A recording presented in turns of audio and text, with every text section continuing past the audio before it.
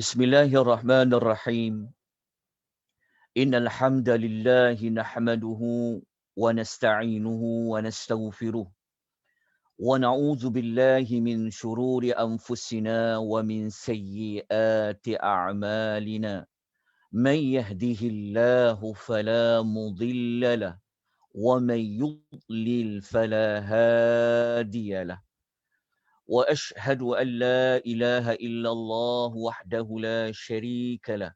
وأشهد أن محمدا عبده ورسوله يا أيها الذين آمنوا اتقوا الله حق تقاته ولا تموتن إلا وأنتم مسلمون أما بعد فإن خير الحديث كتاب الله وخير الحدي حدي محمد صلى الله عليه وسلم وشر الأمور محدثاتها فإن كل محدثة بدعة وكل بدعة ضلالة وكل ضلالة في النار.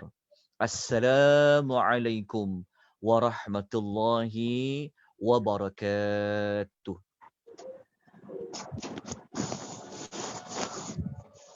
Muslimin dan muslimat rahimani wa rahimakumullah, tuan-tuan dan puan-puan yang Allah kasihi, yang Allah rahmati sekalian.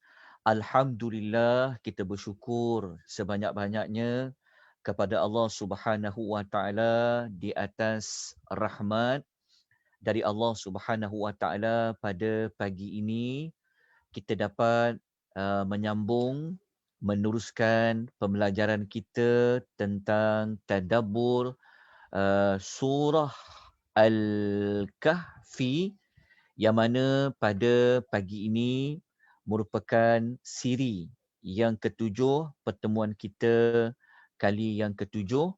Semoga Allah Subhanahu wa taala memberikan kita keberkatan, Allah menurunkan rahmat kepada kita, Allah menurunkan as-sakinah, ketenangan kepada kita, Allah menghapuskan dosa-dosa kita. Allah Ta'ala memberikan kita ganjaran yang terbaik di atas usaha kita yang sedikit ini. Moga-moga apa yang kita lakukan ini ia merupakan salah satu amal soleh di sisi Allah Subhanahu wa Ta'ala. Muslimin dan muslimat rahimani wa rahimakumullah, tuan-tuan dan puan-puan, saya mohon kemaafan kerana nota saya tidak dapat berikan sebelum kelas bermula.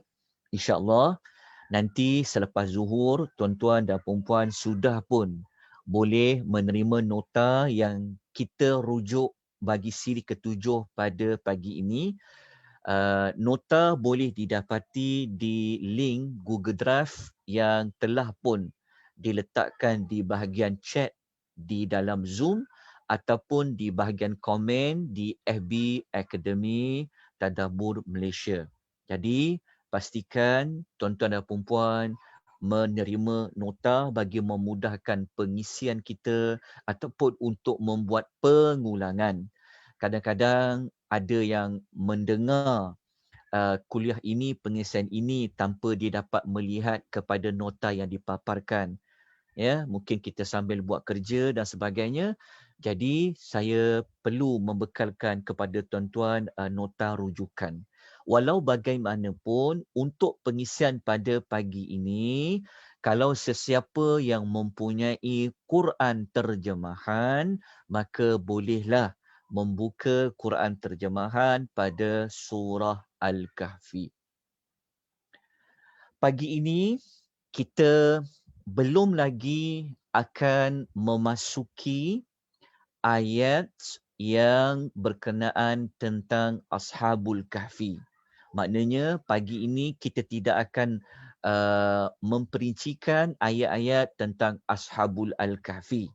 Tetapi perincian tersebut insya-Allah kita akan belajar pada minggu hadapan buat siri yang ke-8.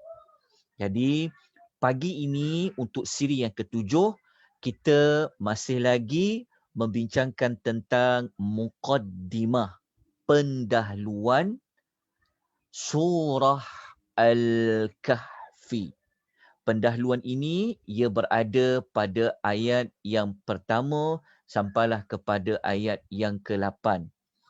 Jadi surah Al-Kahfi ni kita masih lagi bincang pada pembukaan surah.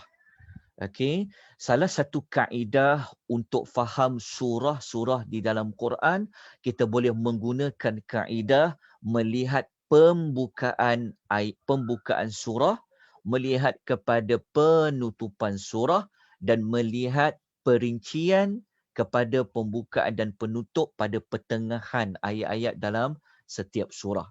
Jadi pembukaan ini sangat penting kerana pembukaan suratul Kahfi ini jugalah merupakan pembukaan pada kelebihan yang terdapat pada suratul Al-Kahfi.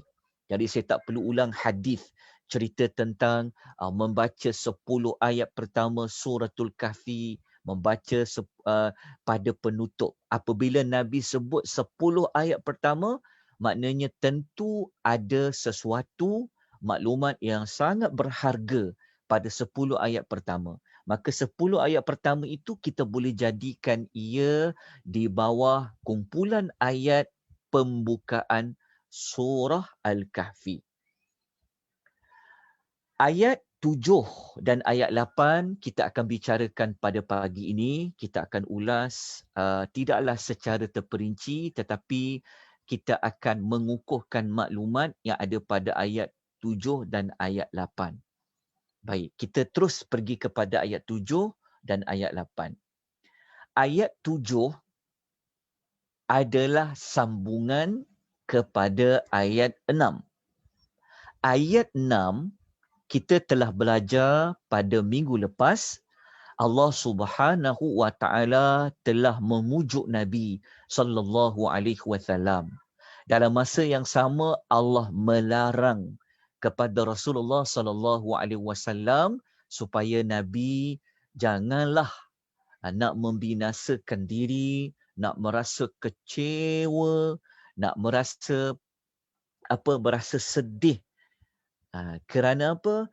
Kerana maklum balas, kerana tindakan, kerana apa yang dilakukan oleh umatnya. Jadi pada ayat ke-7 ni Allah Ta'ala memberikan penerangan lanjut. Kenapa Nabi SAW tidak perlu bersedih, tidak perlu rasa seperti berat sangat dengan apa yang dilakukan oleh umatnya, dengan kaumnya yang menolak dakwah Nabi. Maka ayat 7 dan ayat 8 ni bukan sekadar Allah memberitahu kepada Rasul, tetapi Allah juga mengingatkan kepada kita. Sebab tu kita belajar tadabbur ni adalah untuk kita mencari apakah pelajaran, apakah teladan yang kita boleh ambil. Jadi kita terus kepada ayat yang ke-7. Ayat yang ke-7 berbunyi a'udzubillahi minasyaitonirrajim. Inna ja'alna ma 'alal ardi zinatan laha linabluwahum ayyuhum ahsanu 'amala. Inna bermaksud sesungguhnya. Ja'alna kami telah jadikan. Ma 'alal ardi apa-apa yang ada di muka bumi. Apa yang ada di muka bumi itu? Zinah. Sebagai perhiasan. Ada perhiasan. Perhiasan itu, muka bumi itu adanya perhiasan sebagai apa? Untuk apa? Laha, untuknya, linabluwahum. Adalah untuk kami menguji mereka. Ayyuhum, siapa di antara mereka? Ahsanu amala, amal mereka yang terbaik. Siapa amal mereka lebih baik. Jadi ayat 7 ni, kalau kita nak dapatkan kata kunci ayat 7 ni, dia pada perkataan dunia ini perhiasan. Dunia ini adalah perhiasan. Kata kunci yang berikutnya, ujian adalah ujian. Kemudian, dia dua perkara besar. Dunia ini, muka bumi ini, Allah jadikan adanya perhiasan. Perhiasan tu adalah ujian. Dua maklumat besar. Okey, itulah yang Allah nak terangkan pada ayat 7. Maknanya, kalau kita hubung kait dengan ayat 6, Allah Ta'ala bagi tahu kepada Nabi Muhammad, dunia ni Muhammad, dia adalah ujian bagi setiap mereka. Maka kalau ada orang yang menolak dakwah Nabi, kalau ada yang tidak beriman kepada Allah, mensyirikkan Allah sehingga mengatakan Allah tu mempunyai anak, maka engkau tidaklah perlu sampai nak binasakan diri. Kerana apa yang kau sampaikan itu, wahai Muhammad, itu adalah ujian untuk mereka. Engkau sendiri mengalami orang menolak dakwah engkau, itu juga adalah ujian yang Allah beri kepada engkau, wahai Muhammad. Itu cara kita nak menghubung kait ayat 7 dengan ayat 6. Jadi ayat 7 ni, Allah Ta'ala nak beritahu kepada kita, kalau kita faham ayat 7 ni, Allah Ta'ala membuat penegasan. Allah mengukuhkan dengan Allah mendahului perkataan inna. Sesungguhnya kami. Maknanya Allah nak menegaskan kepada kita. Apa yang Allah nak tegaskan kepada kita? Allah kata, ma'alal ardi. Apa sahaja yang ada di muka bumi ni. Okey, apa sahaja yang ada kat muka bumi ni, semua itu Allah jadikan. Okey. Allah kata, semua yang ada di muka bumi ini, Allah yang telah jadikan. Allah yang ciptakan, Allah yang jadikan. Allah jadikan sesuatu di muka bumi ini apa? Untuk apa? Allah kata zinah, sebagai perhiasan. Maknanya Allah kata, apa saja yang ada di muka bumi ini, ia adalah perhiasan. Okey. Perhiasan tadi sebenarnya fungsinya untuk apa? Linabluwahum, untuk menguji mereka. Untuk menguji mereka ni, dalam ujian itu Allah nak tengok apa? Allah nak tengok ayyuhum ahsanu amala. Siapa di antara mereka itu ketika melalui ujian-ujian mendapat perhiasan yang ada di muka bumi itu, tu nak tengok siapakah lebih baik amalnya. Jadi ayat 7 ni kita sudah dapat pengajaran bahawa muka bumi ini, dunia ini, ianya hanyalah perhiasan. Okey, perhiasan. Yang perhiasan tu bukan dibuat suka-suka. Ada tujuan dia. Tujuan dia apa? Adalah untuk memberi ujian kepada mereka. Ini bermakna kita dapat belajar tidak ada sebarang penciptaan dari Allah. Tidak ada yang sesuatu pun Allah jadikan, melainkan dia ada hikmah. Antara hikmah yang kita dapati, Allah menjadikan perhiasan kat muka bumi ini adalah sebagai ujian. Okay. Kita kena kukuhkan lagi apakah bentuk perhiasan tersebut. Sebab dalam ayat 7 ni, Allah tidak ceritakan kepada kita perhiasan tu apa yang Allah jadikan di muka bumi ni. Dekat dunia ni, apakah perhiasan tu? Cuma Allah Ta'ala kata, apa saja di muka bumi ini perhiasan, dia adalah sebagai ujian. Okay. Kita gunakan surah Al-Kahfi juga. Kita gunakan suratul Kahfi, tetapi kita ambil pada ayat nombor 46. Kita tak sampai lagi ayat nombor 46. Tetapi ayat 46 dia merupakan perincian kepada pembukaan. Sebab itu kita dah sebut, tuan-tuan dah mengikuti kaedah melihat pembukaan surah. Maka ayat-ayat yang datang selepas pembukaan, dia adalah ayat-ayat yang memperincikan maklumat yang ada pada pembukaan. Kalau ayat nombor 7 kata Allah jadikan di muka bumi ni ada perhiasan, maka ayat yang lain akan memperincikan apakah perhiasan tersebut. Maka ayat 46 Allah memberikan kita jawapannya antara contoh perhiasan tu apa? Al-malu, harta benda. Wal-banun, dan anak-anak itu. Zinah, perhiasan. Bulatkan perkataan zinah, dia perhiasan. Sama tak macam ayat nombor 7 ada perkataan zinah? Sama. Ayat nombor 46 jumpa perkataan zinah. Tapi ayat 46 dia memperincikan zinah perhiasan ayat 7 tu. Maka dalam ayat 46 didahulukan menyebut harta adalah perhiasan. Anak-anak adalah perhiasan. Perhiasan apa? Al-hayatid dunia.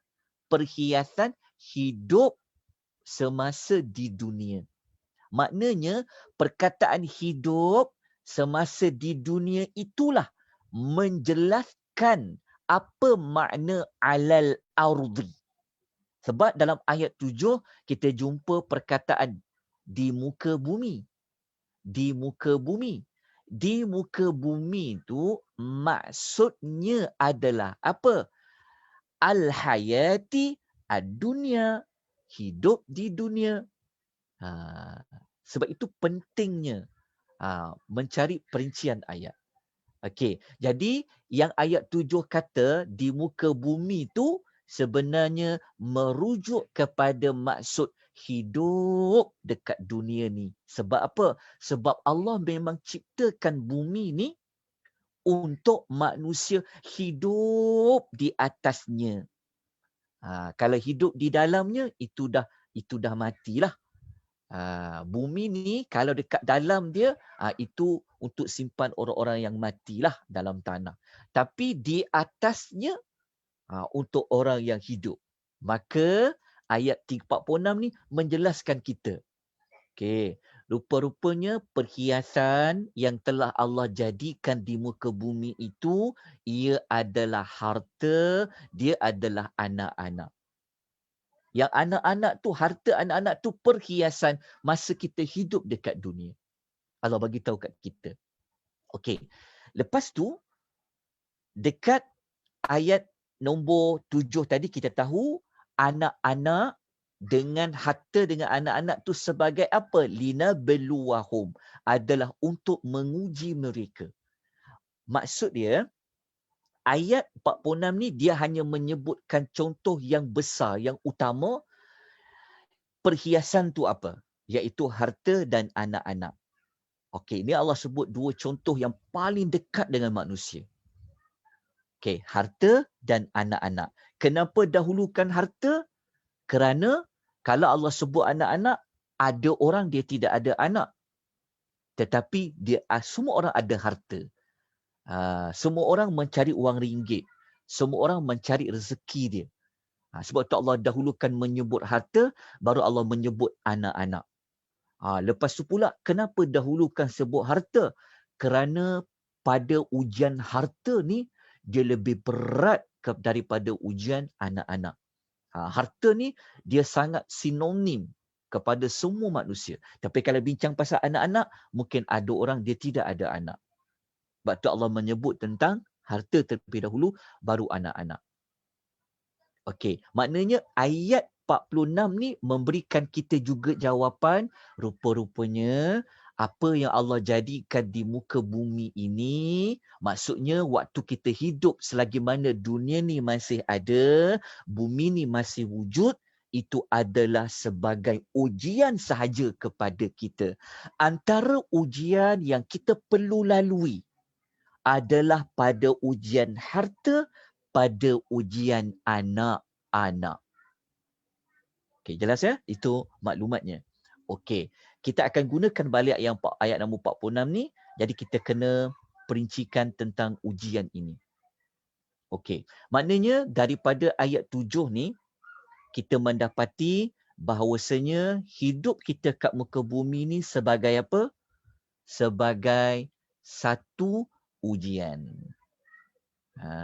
So, nak uji manusia ni dengan apa? Diuji dengan perhiasan. Perhiasan tu apa? Antaranya harta dan juga anak-anak. Tu kita dah dapat maklumat dekat situ sedikit. Okey, sekarang kita nak perincikan lagi. Apakah bentuk-bentuk ujian semasa hidup dekat muka bumi? Apa lagi? Bentuk ujian dia. Ayat nombor 7 ni kita memang kena ulas panjang lebar. Sebab apa? Sebab ayat-ayat akan datang, dia akan menyebut contoh-contoh ujian yang lain.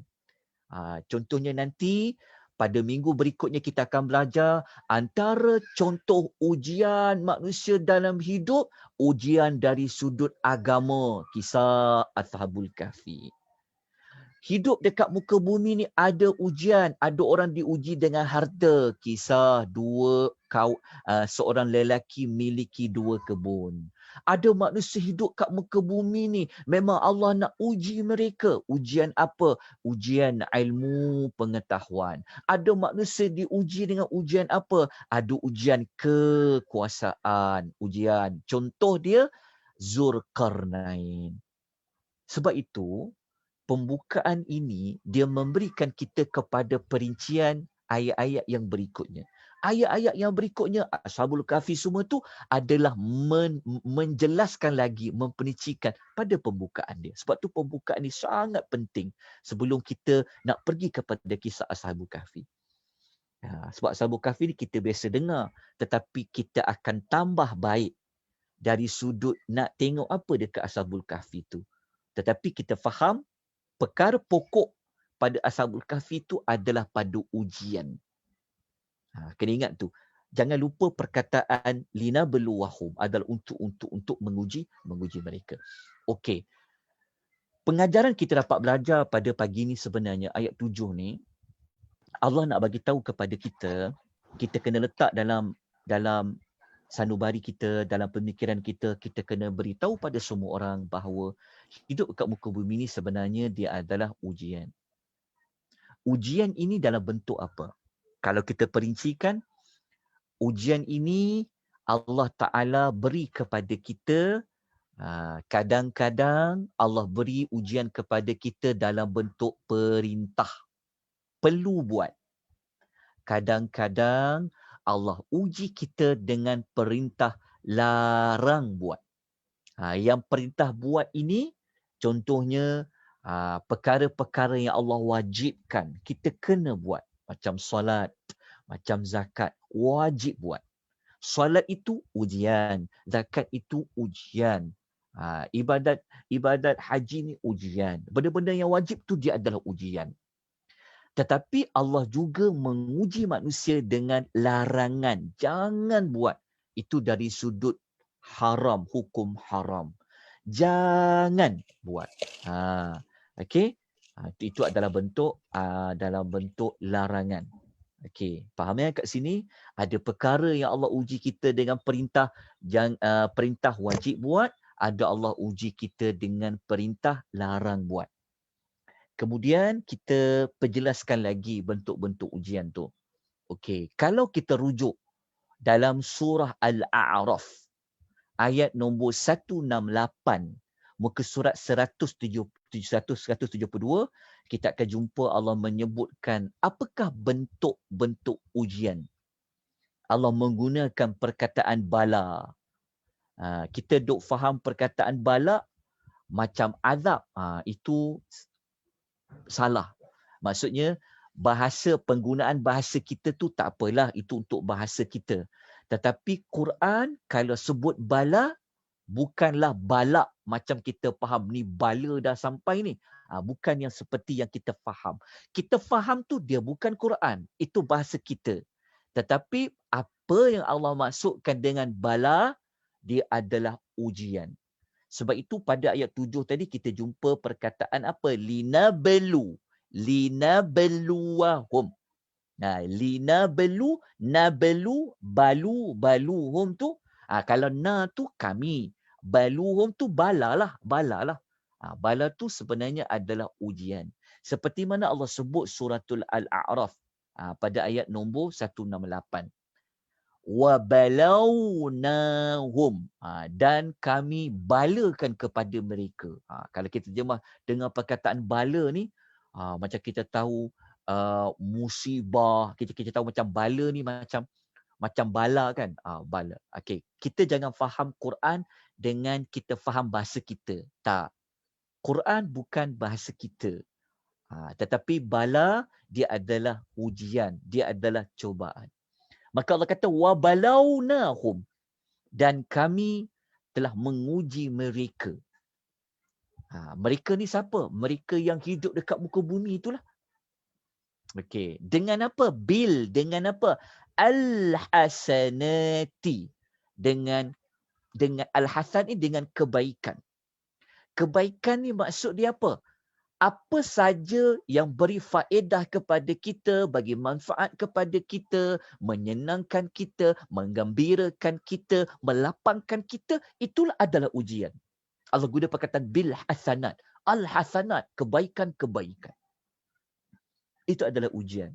Kita rasa selesa, ujian. Kita rasa sehat, ujian. Kita rasa gembira, ujian. Duit kita cukup, ujian. Dia di bawah tajuk Al-Hasanat. Tapikah adakah hanya diuji dengan yang gembira-gembira je, yang elok-elok saja? Tak. Tuhan kata wasayyiat, dan juga bencana yang buruk dengan keburukan. Dengan keburukan itulah benda yang kita tak suka tu. Benda yang kita macam sakit, kesempitan hidup, musibah, itu adalah keburukan. Okey, jadi kita dapat maklumat di sini bahawasanya kita kukuhkan lagi, kita hidup dekat muka bumi Allah Ta'ala ini, okey, sebenarnya adalah untuk melalui ujian saja. Kita diuji oleh Allah. Allah uji dengan apa? Kalau kita baca tadi ayat 7, diuji dengan perhiasan. Okey, perhiasan tadi juga tu dia boleh di bawah tajuk al-hasanat, kebaikan. Anak-anak adalah kebaikan pada kita. Kan? Harta pada kita. Wasayyiat dengan keburukan, musibah. Pandemik dia di bawah as-sayyiat. Tetapi hujungnya pada ujian tu sebenarnya Allah Ta'ala nak suruh manusia ni pergi ke mana? La'allahum yarji'un, agar mereka kembali. Maksudnya apa? Agar mereka ni pergi kepada Allah. Kejap, saya dengar ada suara audio. Saya minta tolong jaga sikit audio. Okey, kejap. Okey. Adalah mereka kembali kepada Allah, pergi kepada Allah. So ini adalah bentuk ujian secara umum. Okey, jelas ya dekat sini. Okey. Jadi kita lanjutkan lagi dengan perbahasan yang berikutnya. Okey, kita ujian kita faham, saya tak perlu ulas panjang lebar sebab semua orang dah faham tajuk ni. Dan memang pada situasi kita yang sekarang ni, kita memang diuji oleh Allah dengan wabak, dengan pandemik dan macam-macam yang berlaku. Maka itu semua itu adalah ujian. Pegang je. Selagi kita hidup, selagi bumi ini tidak binasa. Itulah tempoh ujian.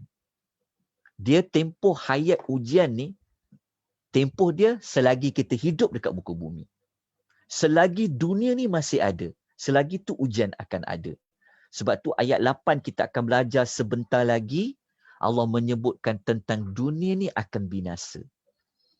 Maknanya selagi umur ada, selagi dunia ni masih ada, selagi itu kita diberi ujian oleh Allah. Okay. Sebab tu kena kukuhkan dulu pada maksud ujian ni. Pada pembukaan dia. Okay. Saya dekat situ ujian hidup. Okay. Jadi, sebab tu dalam hidup kita ni, kita akan dapati kadang-kadang ada perkara yang menyenangkan kita. Kadang-kadang Allah Ta'ala lalui hidup kita ni dengan perkara yang menyusahkan kita. Sempitkan dada kita. Sempitkan fikiran kita. Itu ujian.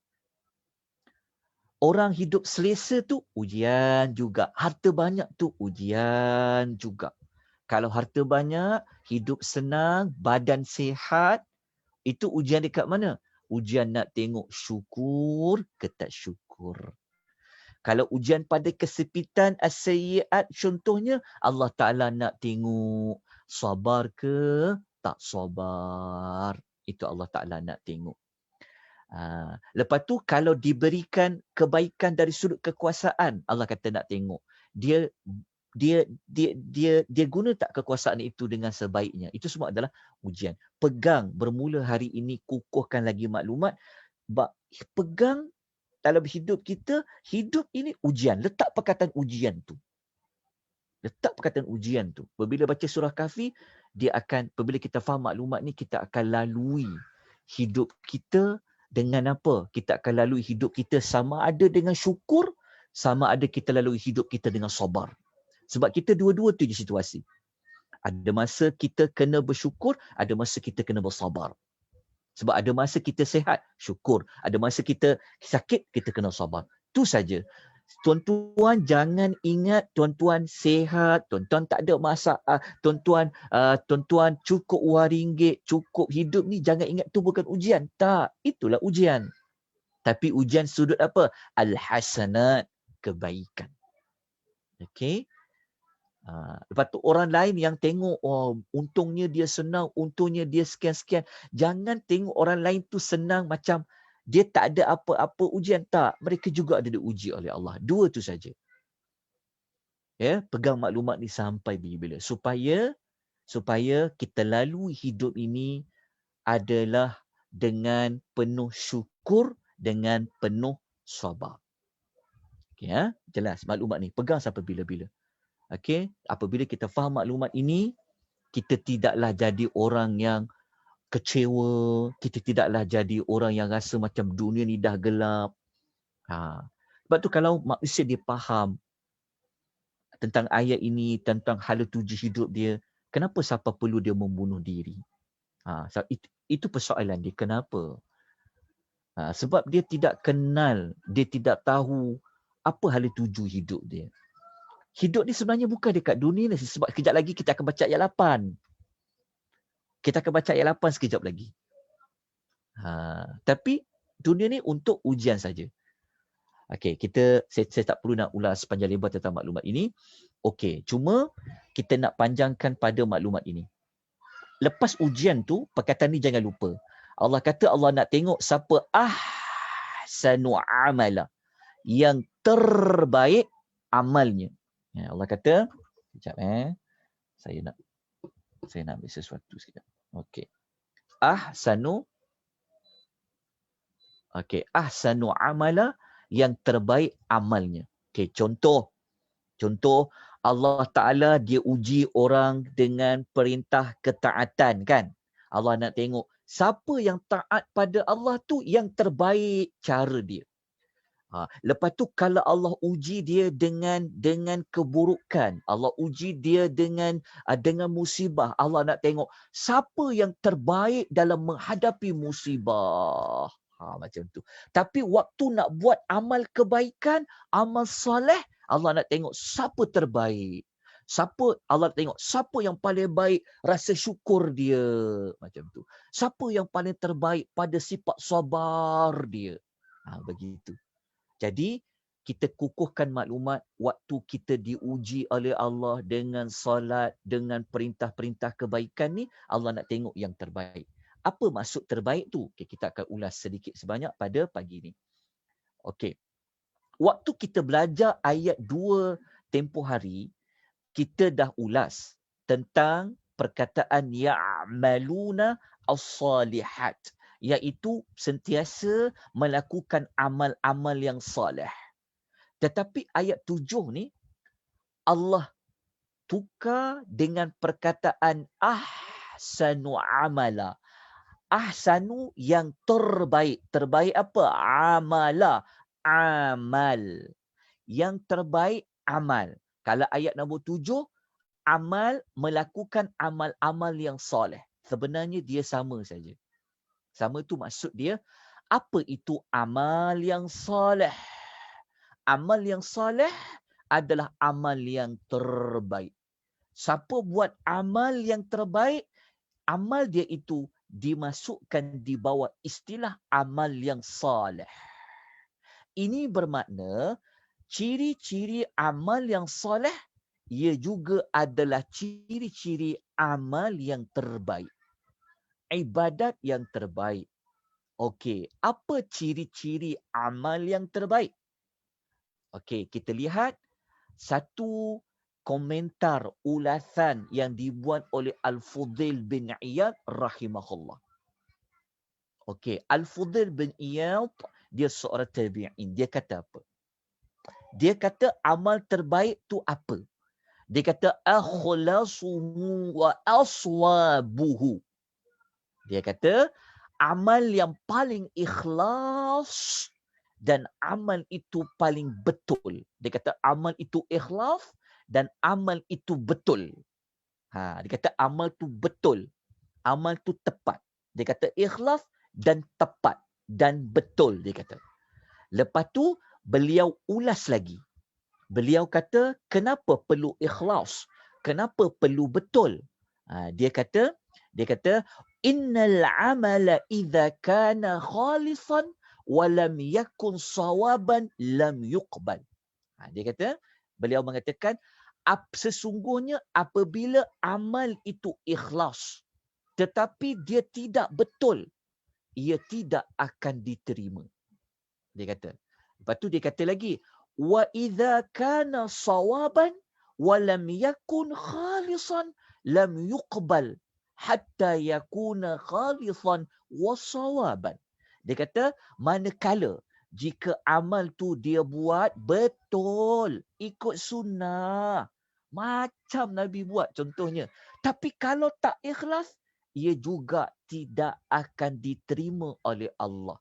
Sehinggalah amal itu dia benar-benar ikhlas dan ia betul. Maknanya, amal yang terbaik tu kata Fudail bin Iyad, dia ada dua ciri. Dia mesti ikhlas dan dia mesti betul. Dia kata tak boleh salah satu. Dia kata dua-dua ada, baru Allah Ta'ala terima. Lepas tu beliau ulas lagi. Amalan yang ikhlas tu apa? Dia kata yang ikhlas tu, dia kata wal khalisu idza kana lillahi azza wa jalla. Dia kata yang dikatakan ikhlas itu apabila dilakukan kerana Allah azza wa jalla. Yang betul tu apa? Dia kata was-sawabu idza kana ala sunnati. Dia kata amalan yang betul itu pula apabila ia bertepatan, selari, bersesuaian dengan sunnah Rasulullah sallallahu alaihi wasallam. Jadi kata-kata Fudail bin Iyad ini memberikan kita jawapan. Rupa-rupanya hidup dekat muka bumi ni, semasa nyawa ni masih ada, adalah untuk melalui ujian dari Allah. Kalau Allah uji kita dengan amal salih, amal kebaikan, Allah nak tengok siapa di kalangan kita ni amal dia paling terbaik. Tuhan nak tengok siapa paling ikhlas. Tuhan nak tengok siapa amal dia itu memang berdasarkan petunjuk dari Nabi sallallahu alaihi wasallam. Barulah amal itu amal terbaik. Allah tidak melihat kepada amal banyak, tapi Allah nak tengok amal yang terbaik. Amal tu walaupun dia sikit, tetapi kalau dia saleh, Kalau dia terbaik, ia lebih bernilai di sisi Allah. Kalau amal tu banyak, tetapi dia tidak saleh, dia tidak terbaik, tak memenuhi syarat-syarat amal terbaik, ia tidak ada nilai di sisi Allah Subhanahu wa ta'ala. Kenapa kita nak buat amal ni kena amal yang terbaik? Sebab apa? Sebab apa kita kena dekat dunia ni? Kita nak buat amal yang terbaik. Supaya kita nak amal tu Allah Ta'ala terima. Betul, Allah Ta'ala terima. Lepas tu kenapa? Kenapa? Kerana pada suratul Kahfi, masih ingat lagi tak? Pada hujung-hujung ayat, sebenarnya nanti kita nak kembali bertemu dengan Allah. Dunia ni akan binasa. Pada ayat 8 sekejap kita akan belajar. Kalau dunia ni binasa, maknanya nak pergi mana? Nak kembali bertemu Allah. Nanti nak jumpa dengan Allah. Nak jumpa dengan Allah nak bawa apa?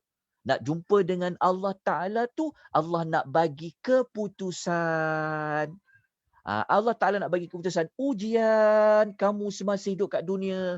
Dapat keputusannya macam mana? Ada orang dia gagal. Ada orang dia berjaya. Ada orang lagi berjaya. Okey? Maka kena perhatikan ciri-ciri amal yang terbaik. Sebab tu kalau buat amal, jangan suka ikut orang. Kena ada ilmu. Tanya dulu. Amal ni dibuat tak oleh Nabi SAW. Sebab tu kita jangan pegang kepada apa amal ni baik kan. Bukan buat apa-apa amal baik. Kita kata baik. Tetapi adakah baik pada Allah dan Rasul? Sebab tu kena hati-hati buat amal. Sebab tu jangan suka ikut orang buat amal. Kita kena ada ilmu. Aku buat amal ni ada tak dicontohi oleh Rasul SAW? Rasul buat tak? Rasul buat tak? Ada tak ikut petunjuk Rasul? Kita bimbang, amal kita itu Allah Ta'ala tolak. Sebab apa? Sebab ia tidak bertepatan dengan sunnah Nabi. Sebab tu hati-hati dalam buat amal. Jangan gairah nak buat pahala, tetapi kita terlupa bahawasanya cara pahala kita nak dapat tu, dia bertepatan tak dengan sunnah Nabi SAW. Okey, jelas ya tentang maklumat ini. Moga-moga kita dapat manfaat yang banyak. Okey, kemudian kita lanjutkan lagi tentang ujian hidup. Ada orang ataupun hidup kita ni adalah ujian kan? Maksudnya kalau orang diuji ni ialah kena diuji oleh Allah. Okey. Secara tidak langsung sebenarnya kalau kita baca dalam hadis-hadis Nabi SAW, dunia ni apa sebenarnya? Kan? Lepas tu kalau kita ada ilmu tu bekal dalam hidup kita.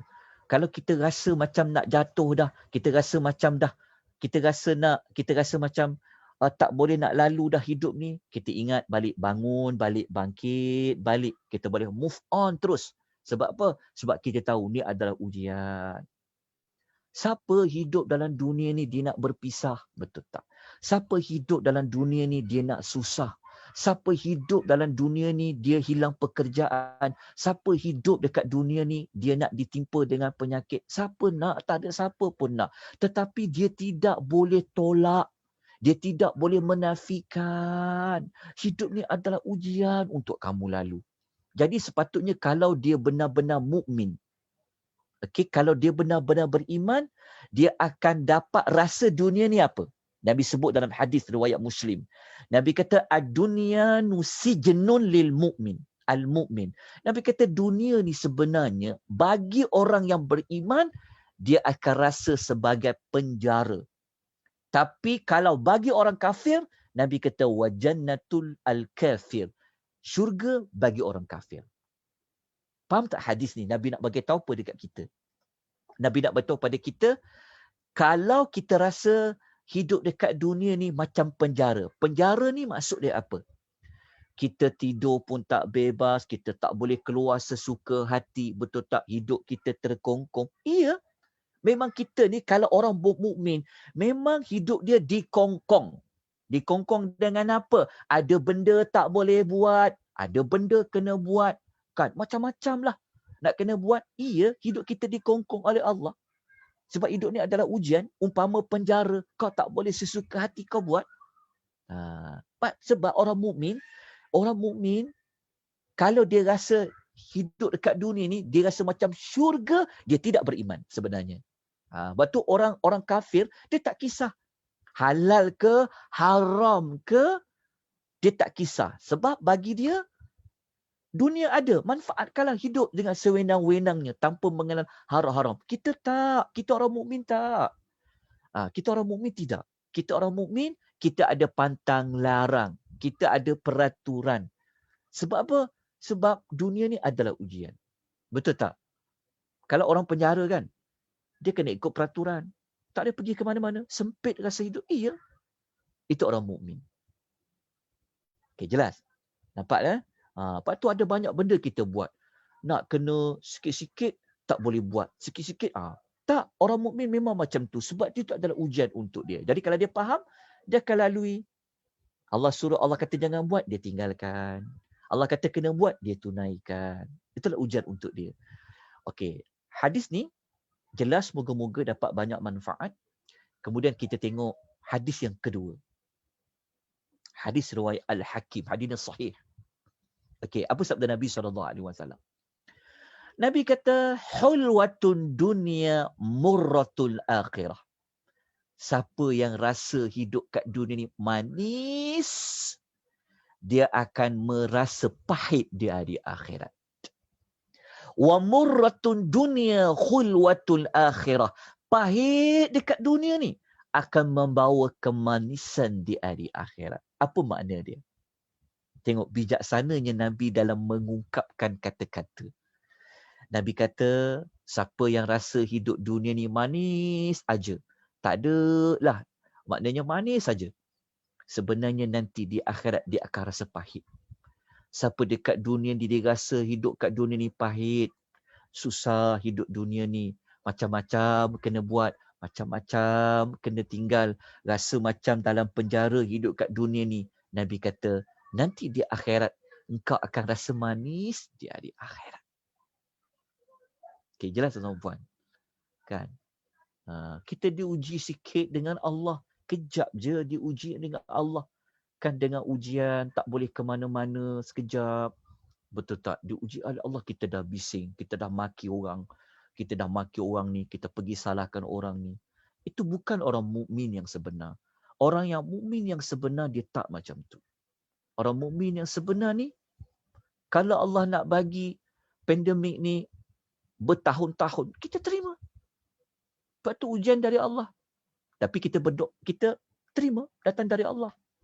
Allah Ta'ala nak bagi kita kesihatan berpanjangan. Kita terima oleh Allah. Tapi itu adalah ujian. Biar kita rasa dunia ini ada kepahitan dia. Kan? Seperti mana rasa seperti penjara. Supaya nanti di akhirat, kau nak buat apa? Kau buat. Kau akan bebas hidup nanti di hari akhirat. Dekat akhirat tu kau akan rasa yang manis-manis saja. Tidak ada lagi yang pahit. Tetapi siapa yang mencari kemanisan dunia ni, nanti pahitlah dia nanti di akhirat. Faham tak hadis ni? Moga-moga faham. Mudah je hadis ni. Okey. Lepas tu, kita kuatkan lagi maklumat ini. Saya kongsikan lagi hadis Nabi untuk kukuhkan maklumat ini. Okey. Hadis riwayat Bukhari Muslim. Nabi menyebutkan bahawa Nabi kata huffatil jannatu bil makarih wa huffatin naru bis syahawat. Okey, syurga yang kita cita-cita nak syurga tu sebenarnya kita kena tempuh dia dengan perkara yang kita tak suka dekat dunia. Kenapa kita kata syurga? Sebab nanti dekat suratul Kahfi kita akan jumpa syurga Firdaus, kan? Dalam suratul Kahfi ada syurga Firdaus. Allah sebut Firdaus, Firdaus, Firdaus. Semua orang nak syurga Firdaus, semua orang nak syurga Firdaus. Tetapi kalau dia nak tahu engkau nak masuk syurga Firdaus, kata Nabi SAW, syurga Firdaus tu dia ada pagar-pagar dia. Dia ada mengelilingi syurga Firdaus tu. Mengelilingi syurga Firdaus itu pagar-pagarnya adalah perkara-perkara yang tak disukai. Maksudnya Nabi kata apa? Engkau kalau kau nak pecahkan pagar tu, kau nak lalu pagar tu, nak masuk ke dalam syurga tu, engkau dekat dunia, kau kena buat perkara yang kau tak suka. Perkara kita tak suka ni apa? Lah, pagi-pagi kena bangun sembahyang. Kejap lagi kena sembahyang lagi. Kejap lagi kena buat ini. Betul tak? Letih-letih cari duit ni, nak masuk ujung tahun, nak kena keluar zakat lagi. Tolongkan. Macam tu. Nanti kena puasa pula. Macam-macam kena buat. Kalau ikut hawa nafsu kita, kita tak suka benda susah. Tapi yang kita tak suka itulah sebenarnya yang akan bawa kita masuk ke syurga. Kan ni pandemik ni tak habis-habis ni. Lagi panjang. Lagi banyak PKP. Lagi banyak kes ni. Orang dah mula dah. Seolah-olah hilang pertimbangan dunia dah. Maksudnya bukanlah kita tak merasai kesusahan orang, tapi kita orang mukmin ni, apa kita buat sandar pada Allah. Sandar pada Allah. Apa kita tak suka itulah sebenarnya yang akan bawa kita masuk ke dalam syurga. Tapi kena tempuh. Kena buat juga, kena tinggalkan juga. Okey, lepas tu Nabi kata kalau nak masuk neraka ni senang je. Nak masuk neraka ni kata Nabi, dia diliputi dengan syahwat. Syahwat ni maknanya benda yang kita suka buat. Benda yang hawa nafsu kita suka. Suka. Syahwat ni dia, nafsu syahwat kita ni dia suka benda yang mudah, benda yang tak susah. Itulah syahwat kita. Tapi syahwat itulah, benda yang kita suka buat itulah sebenarnya mudahkan kita masuk neraka, tapi nak syurga susah. Perkara yang kita tak suka itulah ujian. Ujian lah tu. Ada duit banyak, nak kena zakatkan. Alamak. Betul. Tapi ujian. Kau tak suka nak zakatkan. Itu ujian untuk kau. Tapi yang kau tak suka kau buat itulah, engkau boleh masuk ke dalam syurga nanti. Nampak jelas ya? Dekat situ contoh. Contoh. Kan? Kenapa tak boleh ambil riba ni? Lah, orang nak bagi, ambil je lah. Kan? Tapi tu riba tu kata jangan, haram riba tu, Perkara tu kita tak suka nak jauhi dia. Sepatutnya siapa tak nak untung, tapi kita belajar jangan, kita tinggalkan. Kenapa? Kerana hidup ni adalah ujian. Kan? Lepas tu kita belajar lagi, saya kuatkan dengan hadis Nabi. Okey. Mari kita hayati hadis ni. Hadis riwayat Tirmizi. Hadis ni hadis sahih. Sebenarnya tuan-tuan, kita hidup dekat dunia ni ujian. Ujian tu kita buat dengan amal kebaikan lah, dengan amal soleh. Banyak kali kita tekankan. Amal soleh, amal terbaik. Kenapa? Kenapa kita perlu melalui hidup ni? Sebab kita akan kembali kepada Allah. Okay, tengok macam mana Nabi gambarkan. Cerita Nabi, cerita hadis ni sebenarnya, ya Allah, sangat tepat. Nabi ni sangat bijak. Tapi kalau kita tak banyak baca hadis Nabi, mungkin kita tak nampak.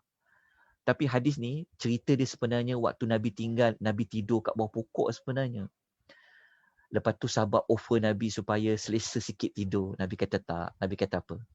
Nabi kata, mali walid dunia, apa yang aku dapat cenderung kepada dunia, kata Nabi. Dan ia cenderung kepada aku. Maksudnya kata Nabi, kenapa aku perlu nak dapat sangat selesa-selesa ni, kata Nabi. Kan Nabi kata apa? Sesungguhnya bandingan diriku dengan dunia sama macam seperti seorang yang menunggang, seorang penggembara yang menumpang tidur sekejap je dekat bawah sepohon pokok. Lepas tu, dia akan pergi tinggalkan pokok tu. Maksudnya apa? Tetap faham tak pemisalan Nabi buat ni? Kita hidup dekat dunia ni, kita macam musafir je sebenarnya. Kalau tuan-tuan outstation, tuan-tuan jadi musafir, kita tak lama pun, mungkin kita outstation seminggu je, mungkin kita outstation 3 hari saja. Betul tak? Kita kan 3 hari. Maksudnya kita hidup dekat dunia ni, dia seperti kita musafir lah. Seperti kita yang naik tunggangan. Pokok tu umpama dunia. Kita rehat sekejap je dekat pokok tu.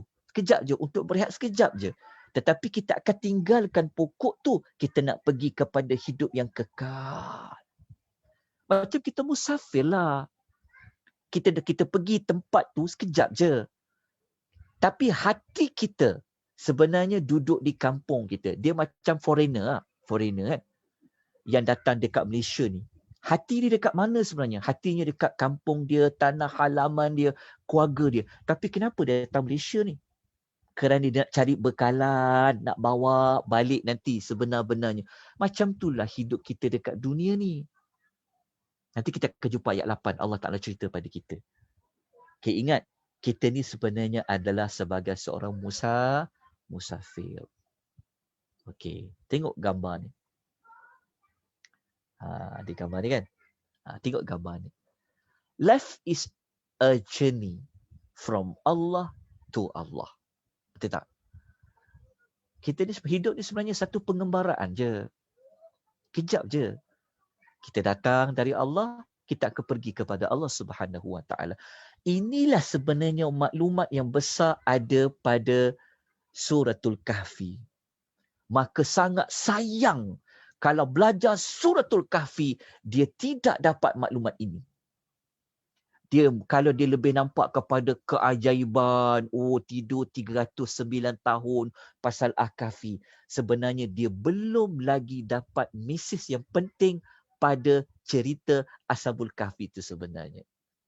Dia sebenarnya lepas Allah matikan Ashabul Kahfi itu, betul tak? Lepas Allah tidurkan mereka, Allah bangunkan mereka, lepas tu mereka mati. Betul tak?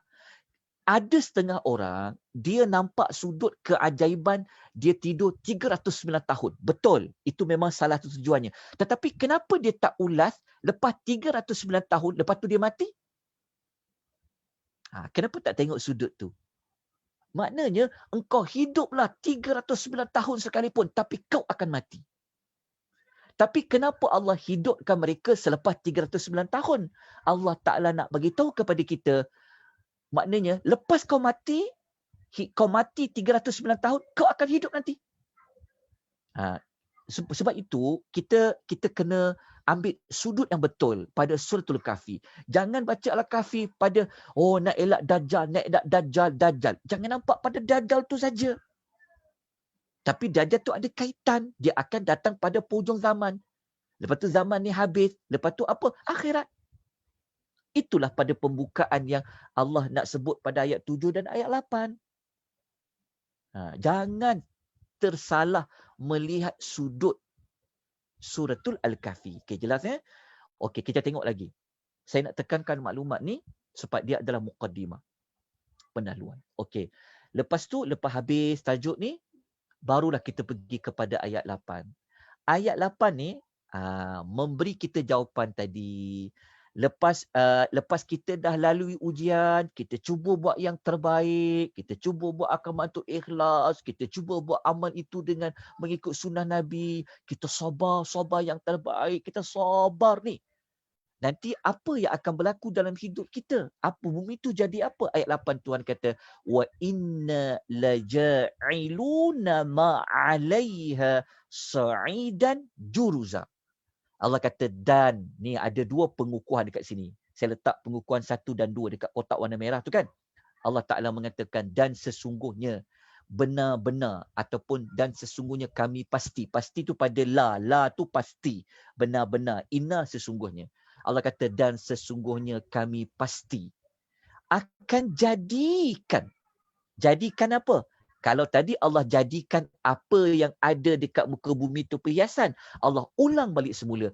Apa yang kami jadikan pada perhiasan dunia itu, Allah Ta'ala kata apa? Ma'alaiha, apa yang ada di bumi itu. Apa dia? Sa'idan, sebagai tanah, juruza, yang tandus. Maksudnya kalau kita baca ayat ni, Allah Ta'ala nak beritahu apa dekat sini ayat 8. Allah nak beritahu apa kat kita?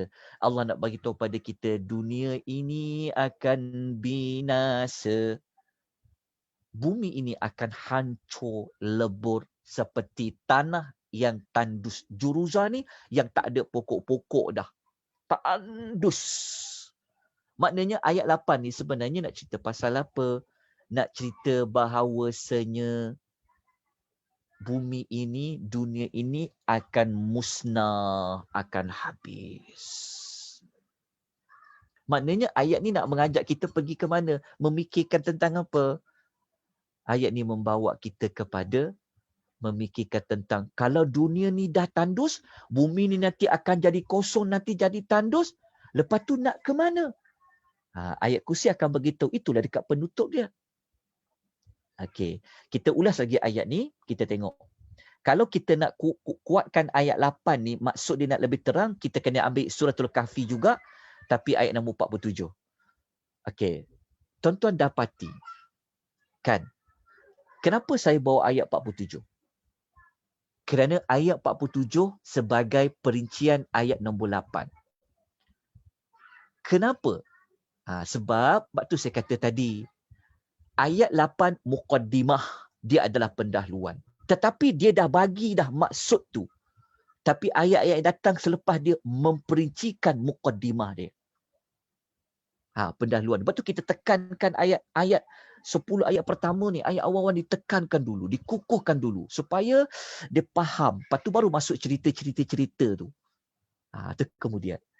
Ayat nombor 47, Allah Ta'ala memperincikan pada ayat 8 tadi. Macam mana dunia ni, bumi ni akan jadi tandus. Ayat nombor 47 bagi tahu.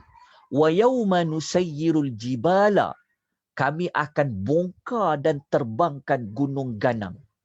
Okey, lepas tu wataral arda barizah, dan engkau akan melihat bumi ini terdedah nyata. Terdedah nyata ni maksudnya kita dah tak nampak lagi ada pokok-pokok, tak ada lagi gunung ganang, tak ada lah bangunan-bangunan. Bumi kita jadi lapang. Kan macam sekarang kita tak nampak tempat lain sebab apa? Ada rumah, ada bangunan. Nanti waktu hari akhirat tu tak ada dah. Kita akan dapati bumi ni barizah, dia akan terdedah nyata. Lepas tu kalau bumi tu dia dah terdedah nyata, menjadi tandus, tidak ada apa-apa dah.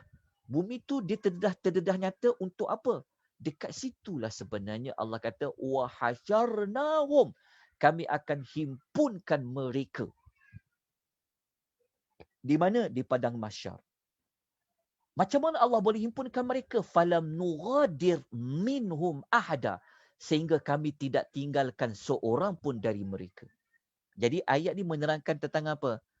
Tentang macam mana bumi itu binasa dan bumi itu akan menjadi tandus, bumi itu akan menjadi terdedah nyata. Waktu tu nanti dah tak ada lagi ada bangunan, pokok-pokok, dah tak ada. Dia akan terang, tandus-tandus, terang nyata. Kita boleh nampak tidak ada satu pun gunung ganang. Sebenarnya ayat ni nak bawa kepada apa? Kepada isu apa? Nak bawa kepada isu kebinasaan dunia. Maknanya Suratul Kahfi ni, kalau siapa yang selalu baca setiap minggu, sepatutnya kalau dia faham, dunia dalam jiwa dia ni semakin dia rasa macam jauh. Tapi kalau dia baca Suratul Kahfi, dunia ni semakin tebal, semakin nak kejar. Dia tak sampai misi sebenar Suratul Kahfi. Sebab Suratul Kahfi ni dia cerita pada ayat muqaddimah, pendahluan lagi. Dunia ni binasa akan menjadi tandus. Okey, jelas. Tapi kalau dunia ni binasa, kita nak ke mana? Kita akan dihimpunkan. Dihimpun tadi nak jumpa siapa? Nak jumpa Allah. Nak jumpa Allah bawa apa? Nak bawa apa? Bawa amal yang salihat. Bawa amal yang terbaik. Okey. Kita kukuhkan maklumat ayat 8 tadi ni dengan hadis Nabi SAW.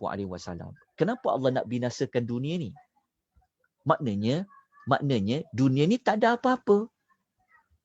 Sementara je dunia ni. Kenapa Allah nak binasakan? Macam mana bentuk dunia ni? Okey, saya tunjukkan hadis Nabi ya. Hadis ni kalau baca, ya Allah, sentap kita sebenarnya. Kalau hadis ni saya baca, saya insya-Allah nanti saya kongsikan nota ni, jangan risau. Hadis daripada Jabir bin Abdullah radhiyallahu anhu. Hadis ni satu hari kan Nabi jalan dekat pasar. Nabi jalan. Waktu Nabi jalan, para sahabat ada iring Nabi. Waktu Nabi jalan tu, tiba-tiba Nabi jumpa ada seekor anak kambing jantan, yang anak kambing tu dia dah mati dan telinga dia nampak agak cacat, kedua telinganya kecil. Waktu Nabi nampak anak kambing jantan, kedua telinga tu kecil dan mati, Nabi buat apa? Nabi pegang telinga anak kambing tu, Nabi tanya dekat para sahabat, siapa di kalangan kamu yang nak beli kambing ini dengan 1 dirham? Nabi nak jual. Nabi kata apa? Nabi kata, ayyukum yuhibbu anna hadha lahu bidirhamin? Nabi kata, siapa di kalangan kamu yang dia nak beli dengan harga 1 dirham? Sahabat jawab apa? Sahabat jawab, kami tak nak lah ya Rasulullah. Engkau walaupun dengan harga murah ke, kami tak nak lah beli kambing tu. Sebab apa? Sahabat kata, kami boleh buat apa dengan anak kambing tu? Faham kan? Sahabat jawab. Tak apa. Nabi tanya lagi. Nabi tanya, okey, siapa nak? Free je. Dia jadi milik kamu. Tak perlu dengan 1 dirham tu, jadi dia milik kamu. Nabi ulang sekali lagi. Sahabat jawab juga. Sahabat kata, demi Allah, kalau sekiranya anak kambing jantan tu dia hidup sekalipun, tapi dia cacat. Kan sebab kedua telinganya kecil, apatah lagi dia dah mati. Kita faham tak maksudnya? Maksudnya Nabi ni dia pandai tau. Dia pandai menggunakan sesuatu yang dia jumpa, dia nak bagi para sahabat belajar, Nabi tunjuk anak kambing yang dah mati tadi, yang cacat. Maksudnya Nabi tahu, para sahabat kata apa? Para sahabat menegaskan bahawa kalau anak kambing ni dia hidup pun, kami tetap tak nak memiliki anak kambing. Sebab para sahabat memandang rendah kepada anak kambing tadi. Betul tak? Sebab dia cacat kalau dia hidup. Apatah lagi anak kambing tu dah mati. Boleh buat apa? Maknanya para sahabat melihat bahawa tak ada nilai apa pun anak kambing tu yang mati tadi. Tengok Nabi jawab apa. Bijaksananya Nabi ni. Nabi kata apa? Nabi kata, fawallahi la dunya ahwanu ala Allahi min hadha alaikum. Nabi cakap apa? Nabi kata, demi Allah, kata Nabi, dunia ini lebih hina di sisi Allah daripada hinanya bangkai ini kepada kamu. Hadis riwayat Muslim. Kita faham tak hadis ni? Hadis ni kalau kita letakkan diri dengan diri kita, ya Allah, kita yang bekerja sangat dunia, rasa macam tak mati, rasa macam tak nak mati ni, kan? Rasa macam tak fikir mati ni, tak fikir akhirat ni. Kita sayang sangat dunia ni kan. Sampai nak lepas wang ringgit kita ni pun, alamak, berkira-kira ni kan. Sebenarnya Nabi kata apa? Bangkai anak kambing tu lebih hina. Nabi kata dunia ni lebih hina daripada bangkai anak kambing tu. Maksud dia, kalau sahabat tu, kalau dia tak nak anak kambing yang dah mati tu, kata Nabi, sepatutnya dunia ni pun kau tak nak sebenarnya. Sebab apa? Nabi kata, dunia ni lebih hina daripada bangkai anak kambing ni. Tapi sebenarnya kita kejar yang mana? Tengok hadis ni. Sebab tu dunia ni tak ada apa-apa nilai di sisi Allah. Sekadar untuk ujian saja. Sekejap je. Sebab tu ayat 8 Tuhan kata Allah akan binasakan. Allah tak kekalkan dia. Tapi kesilapan kita tak nampak alam satu lagi tu. Kita tak nampak alam yang kekal tu. Tapi kita lebih nampak kita mengejar sesuatu yang lebih hina daripada bangkai binatang. Nabi yang sebut kepada para sahabat. Okey, lepas tu kita ambil satu lagi hadis Nabi. Okey, kenapa? Kenapa Allah nak binasakan dunia ni sampai menjadi sa'idan juruza? Sebab dunia ni dia tidak bernilai berbanding dengan akhirat. Sebab tu Allah binasakan. Sebab sebenarnya yang orang mukmin kena kejar di hari akhirat tu. Sebab itu dalam hadis riwayat Muslim. Satu lagi hadis, last sekali hadis. Nabi cakap kepada kita apa? Nabi kata, wallahi, Nabi kata demi Allah. Ma dunya fil akhirah ithla mithlu ma yaj'alu ahadukum isba'uhu hadhihi fil yammi. Nabi kata demi Allah. Tidaklah dunia ini jika nak dibandingkan dengan akhirat melainkan seperti salah seorang di kalangan kamu yang masukkan jarinya. Jarinya tu maksudnya jari telunjuk ke dalam laut. Maka lihatlah apa yang dikeluarkan oleh jarinya. Cuba tengok gambar ni. Okay. Jari telunjuk kita, kalau kita letak celup di dalam air kan, yang dekat jari telunjuk kita ni, jari telunjuk kita yang dekat air kita angkat ni, berapa banyak air akan lekat dekat ibu jari, dekat jari telunjuk kita ni. Air yang luas ni, yang banyak ni, inilah akhirat. Inilah akhirat. Tetapi air yang sangkut dekat jari kita, kita celup dalam air tadi, kita angkat, itulah nilainya dunia. Tetapi yang dikejar, yang dicari, yang dipulun selagi mana nyawa masih ada. Orang kerja apa? Sepatutnya yang dipulun selagi nyawa masih ada adalah bekalan di hari akhirat tu.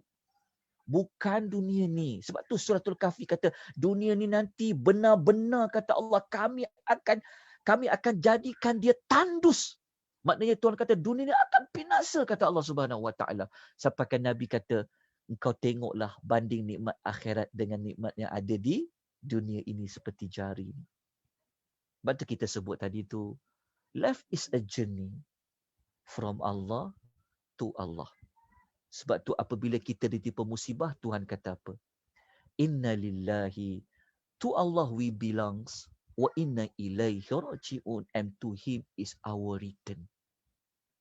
Kan selalu ucap kalimah ni, dengar orang yang meninggal, dengar orang ni sakit, kita kata inna lillah. Tapi tahu tak perasaan inna lillah tu maksudnya apa? Kita ni kepunyaan Allah. Dan kepada Allah kita akan kembali. Kepada Allah kita akan kembali. Jadi ayat 7 dan ayat 8 tadi itulah memberi jawapan kepada kita tentang apa? Dunia ini dia akan binasa. Tapi dunia ni Allah jadikan dia tempat medan apa? Medan nak tempuh ujian hidup. Sebab tu dalam hidup ni janganlah kita rasa putus asa pada Allah. Janganlah rasa kita ni macam kita rasa macam dah tak nak hidup. Jangan sampai bunuh diri. Jangan macam tu. Okey, lepas tu jangan kita bermalas-malasan buat amal soleh. Ni 10 awal Zulhijjah ni kan, cepat-cepat pulun, buat pahala banyak-banyak. Biar kita susah. Sebab memang dunia ni untuk susah. Memang dunia ni pahit. Memang dunia ni macam penjara. Tak apa. Supaya nanti kita bebas di hari akhirat. Kita dapat kemanisan di hari akhirat. Sebab tu siapa-siapa yang lalui hidup ni, daripada muda sampai ke tua, ada je ujian. Tak apa kak, tak apa makcik, tak apa tuan. Itu adalah biarlah dia pahit hidup ni. Itu adalah ujian. Ada orang lepas daripada satu masalah kepada satu masalah, tak habis-habis masalah. Betul tak? Tak apa, tu ujian dari Allah. Ada orang tak ada masalah dari segi wang ringgit, tapi ada masalah diuji oleh Allah dengan pasangan dia. Tak apa, sabar, tempuh, itu ujian dia. Ada orang dia tak ada masalah dengan keluarga anak-anak, diuji pula dengan kesepitan wang. Tak apa, sabar, itu ujian. Tempuh dia. Dunia ni kejap je, pencelik. Kita dah usia dah berapa nak bawa nanti kepada Allah, dunia ni akan binasa. Jelas ya? Moga-moga kita jelas tentang ayat 7 dan 8. Barulah kita nak masuk cerita Ashabu Al-Kahfi. Okey. Baru kita baca Ashabu Al-Kahfi. Baik, saya harap tuan-tuan dapat sesuatu tentang ayat 7 dan ayat 8. Supaya apabila kita baca Suratul Kahfi ni, jangan hanya ingat nak lindung dari Dajjal je. Jangan. Tetapi mesej yang sebenarnya pada Suratul Kahfi ini sebenarnya adalah pada ujian. Lepas tu, mesej sebenarnya pada ujian ni nak bawa ke mana? Nak bawa nanti kita bertemu dengan Allah, dunia ni akan binasa. Ashabul Kahfi tu, mereka dah lalu dah ujian itu. Dah lalu dah ujian tu. Dzulqarnain, dia dah lalu lah ujian itu. Allah beri kekuasaan. Ada orang sekarang Allah uji dengan kekuasaan. Ya, ada kuasa. Berebut kuasa pun ada zaman sekarang ni. Ujian. Semua orang duk mikir kan kekuasaan itu. Tapi itu ujian Allah bagi.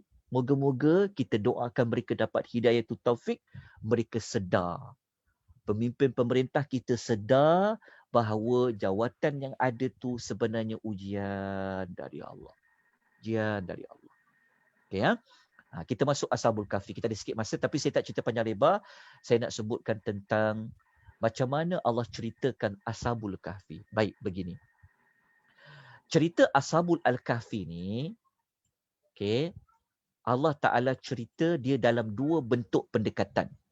Ni pendekatan. Kita kena tengok dulu maklumat ni. Ashabul Al-Kahfi, penghuni gua tu, Allah cerita ayat 9 sampai ayat nombor 26. Okey, betul. Ayatnya 9 sampai 26. Tetapi, kalau kita betul-betul perhatikan, cerita Ashabul Al-Kahfi ini, ia Allah datangkan dalam bentuk dua kaedah. Kaedah pertama secara ringkas, kaedah kedua secara terperinci. Ini adalah metodologi Al-Quran. Kadang-kadang Allah Ta'ala cerita bentuk ringkas, lepas tu terperinci. Ringkasan cerita Ashabul Kahfi, ia berada pada muqaddimah, pendahuluan suratul Kahfi, ayat 9 sampai 12. Kita ringkas saja Allah Ta'ala cerita. Tapi bermula ayat 13 sampai 26 ni memperincikan ayat 9 hingga 12. Okey. Dia sebenarnya cerita yang sama, tapi kaedah dia mula-mula ringkas, lepas tu terperinci. InsyaAllah nanti kita akan belajar. Minggu depan kita akan start masuk ayat 9 sampai 12. Okey, jelas dapat dia punya maklumat dia. Quran ni dia memang macam tu. Dia punya pendekatan. Kadang ringkas, lepas tu dia bawa panjang terperinci. Begitu. Okey, kemudian. Sebelum kita masuk, ini maklumat yang ingin saya jelaskan. Selama ini, kita belajar Ashabul Kahfi ni, dia cerita penghuni gua ni ada sebab turun ayat dia. Betul kan? Selama ni tuan-tuan dengar cerita Ashabul Kahfi tu sebab turun apa? Saya minta tuan-tuan berikan maklum balas. Ashabul Kahfi ni, kenapa cerita tu turun? Kenapa Allah Ta'ala ceritakan kepada Nabi Ashabul Kahfi ni ayat 9 sampai 12? Siapa boleh berikan maklum balas? Sebab apa?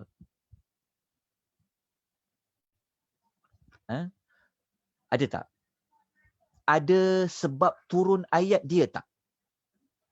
Ada peristiwa apa yang berlaku sampai turunnya kisah Ashabul Kahfi? Tak ada jawapan. Kenapa? Tak boleh cakap ke apa ni? Okey. Tuan-tuan dengar suara saya? Saya baca dekat mesej ada tak? Ada tak yang memberikan pandangan? Sekejap saya tengok dekat mesej tu. Tak jumpa pula. Ada tak? Siapa tahu? Okey. Siapa boleh bagi pandangan? Dah ramai kan belajar Suratul Kahfi kan? Tak belajar? Tak pernah belajar? Belajar kan? Banyak dah. Okey, begini. Selama ini, mungkin kita pernah dengar cerita 7 penghuni gua ini, dia diturunkan oleh Allah. Allah cerita kepada Nabi sebab Nabi pernah ditanya oleh orang-orang Arab musyrikin. Tuan-tuan mungkin pernah dengar bahawasanya Nabi SAW pernah ditanya oleh orang Arab musyrikin 3 soalan. Pertama, Nabi pernah ditanya tentang 7 penghuni gua. Lepas tu Nabi pernah ditanya tentang roh. Lepas tu Nabi pernah ditanya tentang Dzulkarnain. Betul tak? Maklumat tu. Nabi pernah ditanya oleh orang Arab musyrikin nak uji Nabi Muhammad. Orang Arab musyrikin ni, mereka ni pergi bertanya kepada orang Yahudi. Mereka tanya kepada orang Yahudi dekat Madinah, macam mana nak tahu Muhammad ni dia betul-betul Nabi ke tidak? Maka orang Yahudi pun bagilah idea. Orang Yahudi kata, kamu tanya kepada dia 3 perkara. Kalau dia boleh jawab, dia tu memang betul-betul lah seorang Nabi yang diutuskan. 3 perkara tu apa? Cerita Ashabul Kahfi, cerita Dzulkarnain dan cerita tentang roh. Okey. Lepas tu, Nabi tak boleh nak jawab. Sampailah 15 hari, barulah wahyu itu turun. Betul tak? Yang itu kita kita dengar selama ini. Betul, memang betul ada riwayat tu. 15 hari, waktu Nabi ditanya soalan, Nabi tak cakap insya-Allah, tiba-tiba Nabi kata Nabi akan ceritakan esok, tiba-tiba wahyu tak turun selama 15 hari. Lepas tu baru di beberapa hari barulah turun ayat tersebut. Lepas tu ada pula yang kata, sebab 15 hari wahyu tak turun itulah surah Kahfi adalah juzuk yang ke-15. Okey, tetapi selepas ini kalau dengar mana-mana yang menyampaikan maklumat tentang sebab turun sesuatu ayat, tolong tanya terlebih dahulu. Ustaz, sebab turun ayat itu sahih ke tak sahih? Pertama tanya dulu, ada hadis ke tak ada hadis? Kalau dia kata ada hadis Nabi, tanya soalan nombor 2. Hadis yang dibaca itu sahih ke tak sahih? Tanya dulu soalan nombor 2. Kita belajar, jangan terima bulat-bulat, seketul kita terima. Tapi lepas ni kita belajar, kita ubah dalam kita bertanya. Okey, lepas ni tanya. Kita ada ruang tanya. Maafkan saya ya Ustaz, boleh tak saya tahu sebab turun ayat tentang suratul Kahfi ni ada tak? Maka kalau penyampai kata ada, sebab Nabi pernah ditanya 3 soalan. Ada orang Arab datang kepada Nabi SAW tanya 3 soalan. 3 soalan tu asal daripada usul orang Yahudi 15 hari. Tanya soalan nombor 2. Maafkan saya ya Ustaz, tanya. Boleh tak saya tahu status hadis yang Ustaz baca tu, yang Ustaz sandar tu sahih ke tak sahih?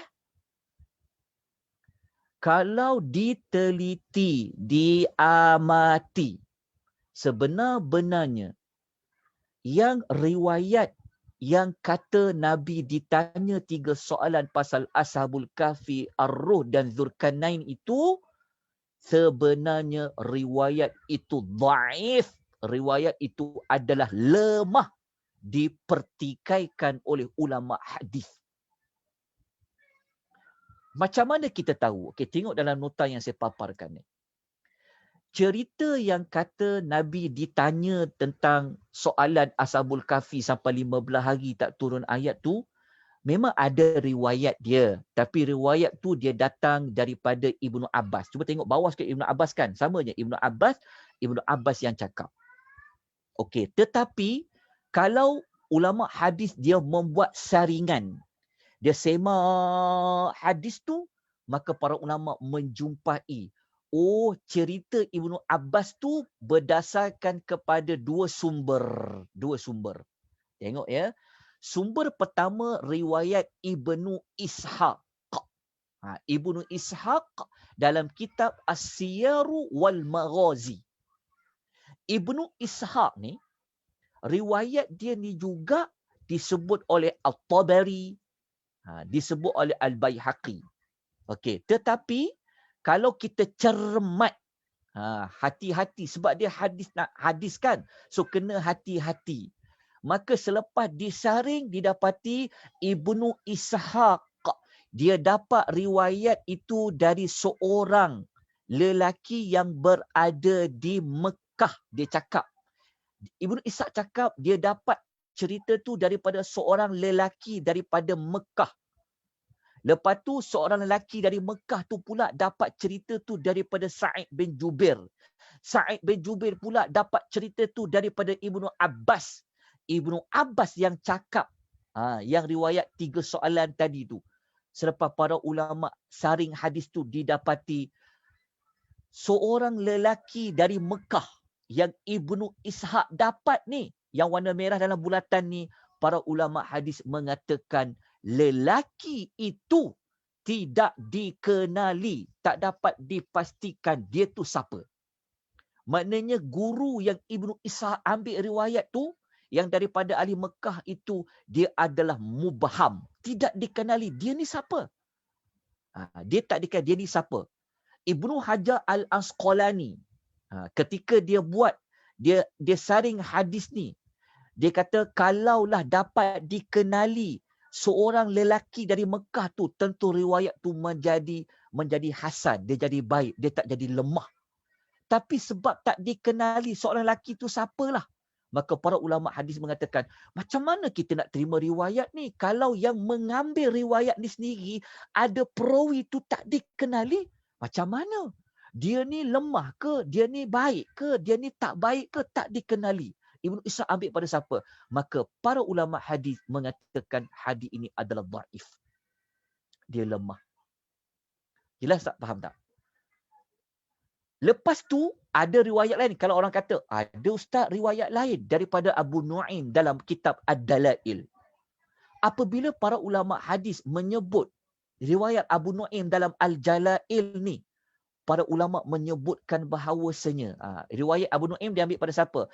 Dia kata ada seorang lelaki namanya As-Sudi As-Saghir mengambil daripada Al-Kalbi. Al-Kalbi ambil riwayat daripada Abu Saleh. Abu Saleh ambil daripada Ibnu Abbas. Tetapi para ulama hadis mengatakan, dia kata As-Sudi As-Saghir ni sendiri, pertama para ulama mengatakan riwayat yang Abu Nu'aim sebut dalam Ad-Dalail ni tak ada jalan daripada As-Sudi ni. Ulama tak jumpa riwayat ni. Lepas tu pula para ulama mengatakan bahawasanya As-Sudi As-Saghir ni, As-Sudi As-Saghir ni nama ni adalah Muhammad bin Marwan. As-Sudi As-Saghir ni para ulama kata apa? Para ulama mengatakan dia adalah seorang yang dituduh sebagai seorang yang berdusta. Maksudnya, riwayat yang kata daripada Ibnu Abbas, daripada riwayat Abu Nu'aim, ini panggil jalan dia. As-Sudi ni, kata Ibnu Hibban. Kata Al-Imam Ibnu Hibban dalam kitab Al-Majruhin, dia kata As-Sudi ni, dia telah dituduh, dia telah dicop oleh para ulama seorang yang pendusta. Tak faham tak?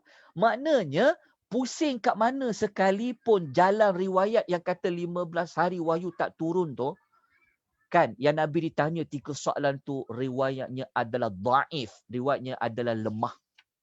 Maknanya asbabun nuzul, sebab turun cerita Ashabul Kahfi itu disebabkan Nabi pernah ditanya oleh orang Arab itu, jawapannya tidak muktamad. Kita tidak boleh seyakin-yakinnya, semudah-mudahnya gunakan riwayat itu untuk mengatakan itulah kisah sebenar kenapa Suratul Kahfi itu turun. Sebab riwayat itu dhaif. Riwayat itu lemah. Kalau riwayat itu lemah, dia duduk di antara pertikaian para ulama.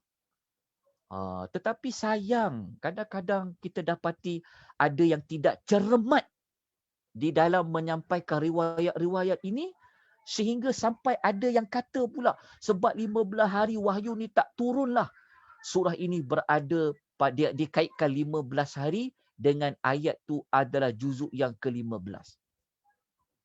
Kita dengar ni takut sangat. Tetapi saya kongsi pada tuan-tuan dulu maklumat ini. Okey, maklumat ini supaya apa? Supaya tuan-tuan tahu.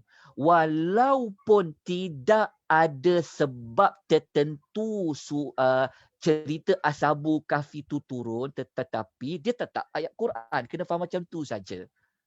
Kena faham macam tu saja. Tapi ini maklumat tambahan bagi tuan-tuan dan puan-puan. Oleh sebab itu, saya dalam pengisian ini tidak akan menggunakan dalil sebab turun ayat ini dikaitkan dengan Nabi tak sebut insya-Allah 15 hari wahyu itu putus tu. Kita tidak akan menggunakan riwayat ini sebagai pengukuhan, sebagai asbabun nuzul.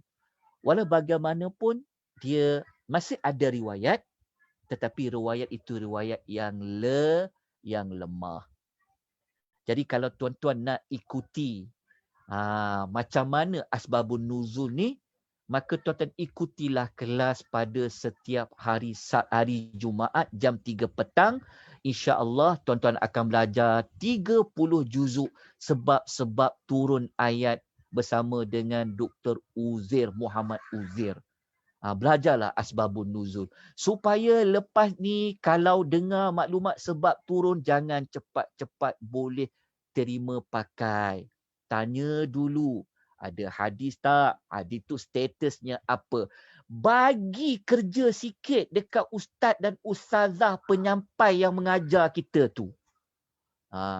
Sebab itu amanah dalam menyampaikan ilmu. Bagi kerja sikit dekat mereka. Lepas tu kadang-kadang kita, tuan faham tak? Bagi kerja sikit kepada mereka. Supaya study sikit. Nak sampaikan maklumat tentang hadis ni, hati-hati.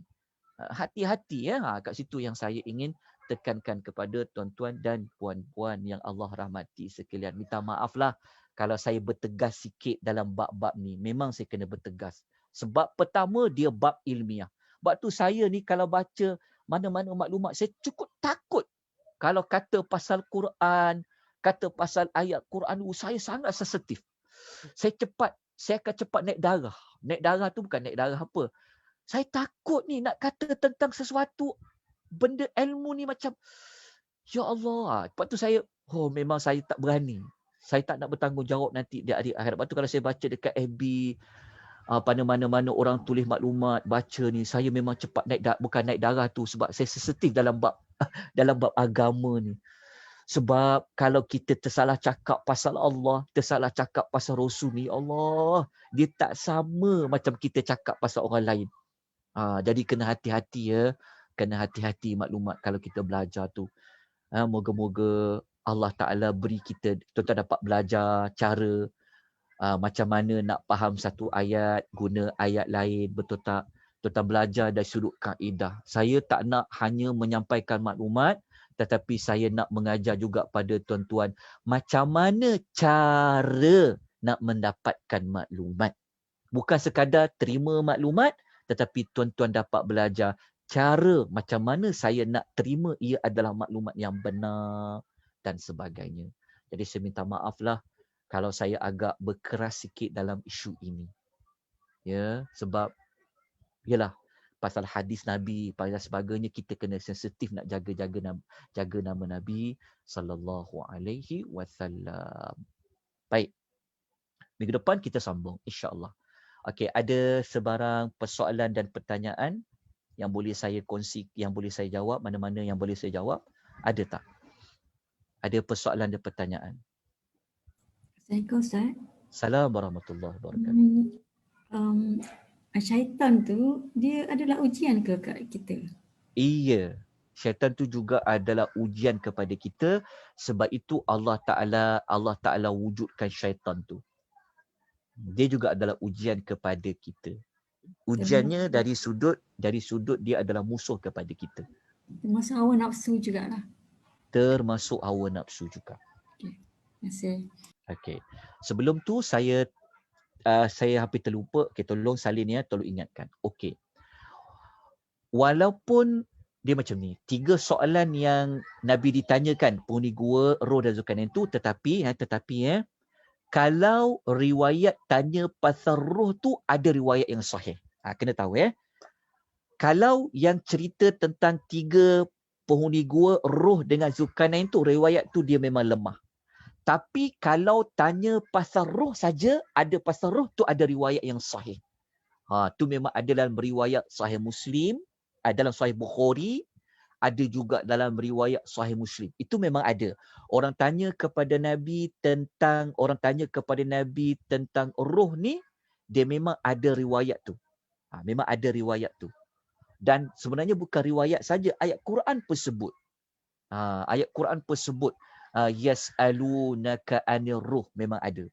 Tapi kalau yang riwayat kata penghuni gua, Roh dengan Zulkarnain, yang contohnya ada orang-orang Arab jumpa orang Yahudi tu, contohnya orang Arab tu siapa? Orang Arab yang pergi jumpa orang Yahudi tu, kata Ibnu Abbas, dia kata Nadhr bin Al-Harith, Uqbah bin Abi Mu'id. Kan, dalam riwayat lain kata yang pergi jumpa orang Yahudi tu, dia sebut namanya ada 5 orang. Antaranya adalah Uqbah bin Abi Mu'id, Nadhr bin Harith. Riwayat itulah yang para ulama hadis seperti mana Ibnu Hajar menyebutkan ianya adalah riwayat lemah. Walaupun riwayat tu ada dalam kitab-kitab tafsir, tetapi hati-hati. Hati-hati dalam menerima sesuatu riwayat. Wallahu ta'ala a'la bis-shawab. Baik, ada soalan lain?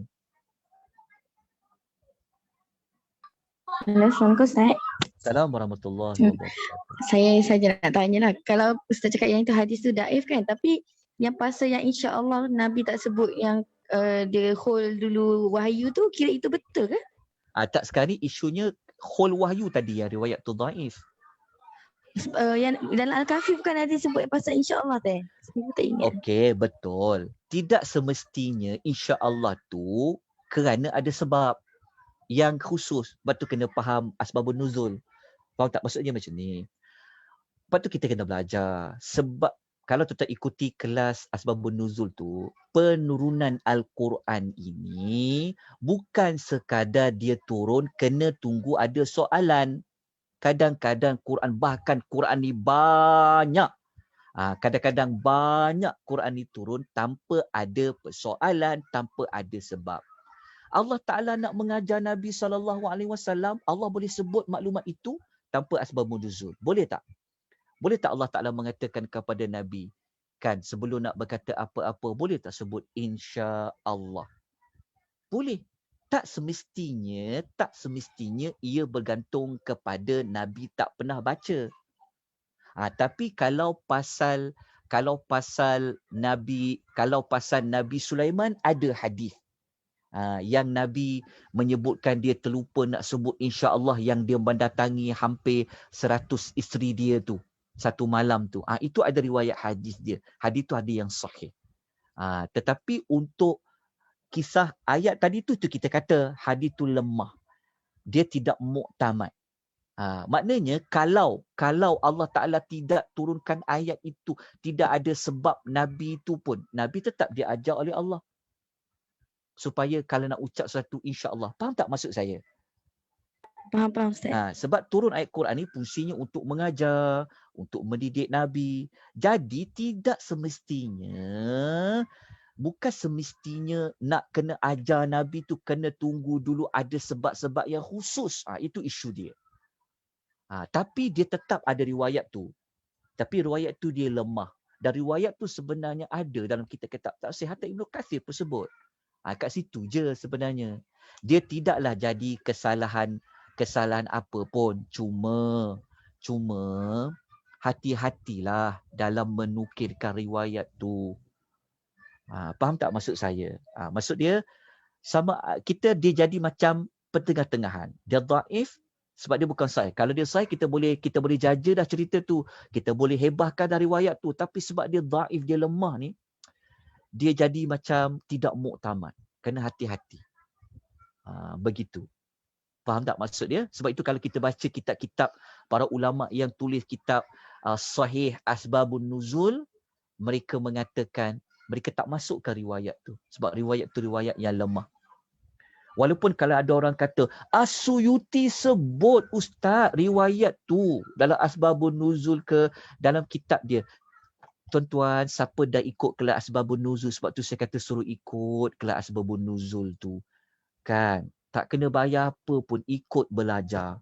Jadi kalau kita belajar bahawasanya para ulama kalau dia tulis kitab, dia bawa riwayat-riwayat tu, dia hanya kumpulkan, dia hanya sebut saja.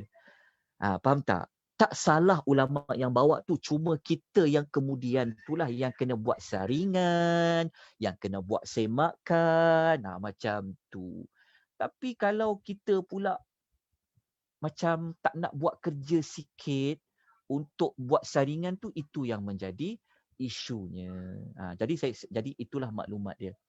Okey, tapi dah tak ada riwayat lain, hanya ada dhaif saja, bolehlah kita nak bersandar dengannya. Cuma dalam keadaan yang pasti dan tak pastilah, sebab dia hadis dhaif. Sebab tu para ulama mengatakan kalau hadis dhaif kita kena sebut dengan lafaz bukan Nabi bersabda, kena guna lafaz dikatakan Nabi bersabda. Wallahu ta'ala alam. Okey? Terima kasih pada bertanya. Ada lagi yang lain? Soalan lain?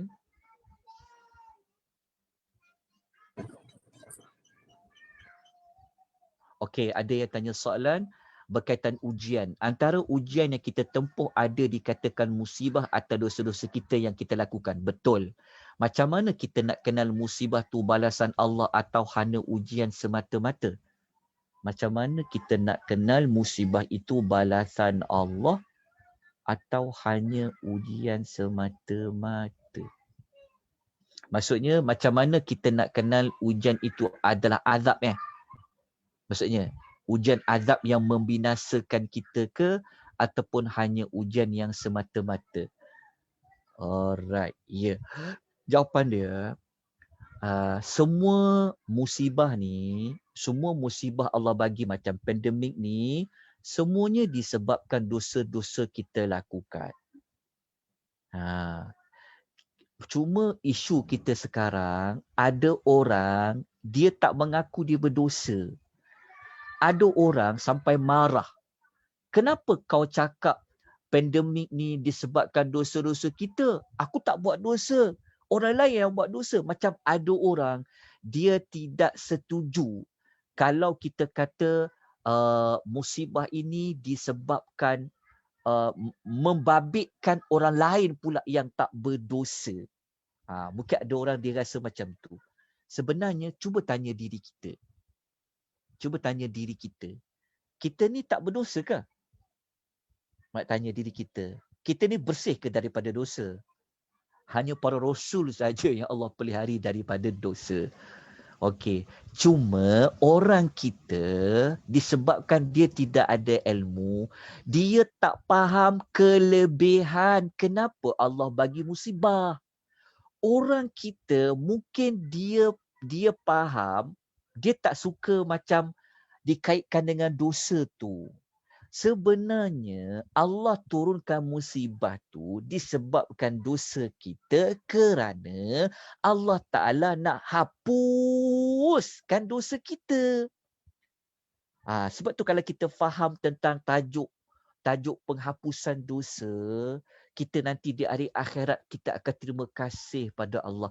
Ya Allah, terima kasihlah Engkau bagi aku musibah dulu. Daripada musibah itulah aku sabar. Rupa-rupanya di hari akhirat aku dah tak bawa dosa dah. Ya Allah, Engkau hapuskan dosa.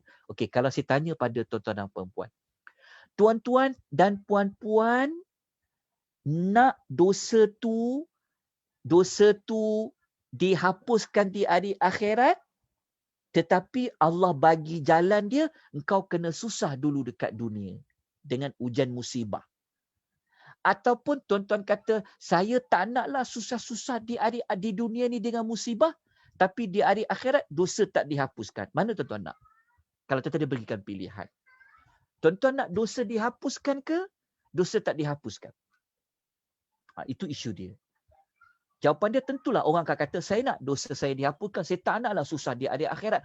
Kalau kau tak nak susah di hari akhirat, Allah Ta'ala menggunakan saluran penghapusan dosa itu pada musibah. Sebab tu kalau orang yang dia kenal erti dosa, beratnya dosa ni, dia akan lalui musibah itu dengan tenang, dengan sabar. Bahkan ada di kalangan manusia, dia terima dengan redha apa saja musibah dari Allah. Sampaikan ada yang tak nak. Dia tak nak ambil jalan untuk dia lebih suka musibah tu. Maksudnya dia rasa selesa dengan musibah tu. Sebab apa? Sebab dia tahu yang susah itulah musibah itulah Allah hapuskan dosa dia. Lagi berat musibah tu, lagi banyak dosa dihapuskan. Jelas tak? Maksudnya begitu. Tapi dia memang kaitkan dengan dosa kita. Ada banyak ayat Quran. Cuma macam pandemik ni, COVID-19 ni, dia adalah musibah dari Allah. Semua orang kena. Betul tak? Semua orang kena. Okey. Semua orang itu terbahagi dua. Ada orang yang beriman, ada orang yang tak beriman kena. Okey, kena faham Okey. Orang beriman, kalau dia kena musibah COVID-19 ni, COVID-19 tu akan jadi sebagai rahmat kepada dia. Rahmat sudut apa? Allah nak hapuskan dosa dia. Allah nak angkatkan darjat dia menjadi lebih baik. Itulah jadi rahmat. Tapi bagi orang kafir, mereka dapat ujian musibah ni, mereka tak tahu erti pahala dan dosa. Maka mereka ini dapat kepada mereka sebagai azab. Tapi bagi orang beriman, dia sebagai rahmat. Macam mana boleh jadi rahmat? Apabila dia kenal Allah, dia tahu musibah ni sebenarnya adalah untuk menghapuskan dosa, untuk angkat darjat. Jelas tak? Kena faham dekat situ sudut. Sebab tu kena ada ilmu. Macam mana kita nak menghadapi musibah. Dan kalau kita belajar ayat Quran ya, pandemik ni, ini adalah sikit je daripada dosa yang kita buat. Allah Ta'ala tak balas semua dosa tu. Kalau dikira dosa kita buat, kan dengan musibah ni, kalau Allah balas, contohnya kita buat 100 dosa contoh. Allah balas dengan satu dosa tu, tak hiduplah kita dekat dunia ni. Nak tahu tak ayat Quran tak Allah sebut dekat mana? Ada ayat Quran yang Allah sebut. Saya tunjukkan pada tuan-tuan dan perempuan. Contoh saja. Okey saya tunjukkan pada tuan-tuan dan perempuan. Sebab sekarang ni ada isu orang tak puas hati. Kita katakan pada semua orang kena kan. Dia sangat sensitif kalau dikatakan pasal dosa. Seolah-olah macam dia anggap diri dia tu jahat. Dia tak faham sebenarnya. Okey, begini. Ni sebenarnya tuan-tuan pernah dapat tak tajuk ni? Saya kongsikan pada tuan-puan sekejap Last ya. Siap tuan-tuan puan lewat sikit saya jawab Okey ni. Tuan-tuan pernah dapat tak tajuk ni? Tajuk adab-adab menghadapi musibah COVID-19. Ni tahun lepas punya tajuk yang pernah kita bentangkan. Macam mana kita nak menghadapi COVID-19 ni dari sudut Quran dan hadis. Kita jangan ikut orang. Kita ikut Allah dan Rasul. Pernah dapat tak nota ni? Okey. Dalam nota ni, kita ada sudutkan. Apa adab dia? Okey. Satu antaranya yang keempat. Yang keempat ni lah dikaitkan dengan dosa. Sebenarnya kenapa Allah Ta'ala datangkan musibah ni pada kita? Dia sebenarnya bukan COVID-19 je. Kita sakit. Betul tak? Kereta kita rosak. Macam-macam musibah apa kita tak suka. Badan kita tak sihat. Betul tak? Duit kita hilang. Sebenarnya itu adalah musibah. Musibah itu dalam bentuk ujian. Allah nak tengok kita sabar tak sabar. Tetapi dalam musibah itu bukan sekadar di ujian tau. Sebenarnya Allah Ta'ala nak bagi rahmat kepada kita. Kenapa? Okey. Waktu kita sakit ni lah, mulut kita akan doa tak? Waktu kita ini ditimpa susah, barulah kita ingat siapa. Kita akan ingat siapa kalau kita sakit. Kita barulah ingat Allah. Betul tak? Semua orang baru nak mengaji Quran. Semua orang baru nak ingat berzikir. Ada orang baru teringat aku selama ni sembahyang pun tidak. Barulah daripada musibah tu lah Allah buat tu. Kan? Kita pandang musibah ni menyusahkan. Tapi sebenarnya kalau kita kenal Allah, kita akan terima kasih pada Allah. Allah telah sedarkan kita dengan musibah itu. Sebab tu kalau kita kena musibah, perkara yang perlu kita buat adalah kembali kepada Allah dan bertaubat kepada Allah. Sebab apa? Ada banyak ayat. Kalau kita baca surah Syura ayat 30, Allah bagi tahu musibah yang berlaku dekat kita ni sebabkan tangan-tangan kita.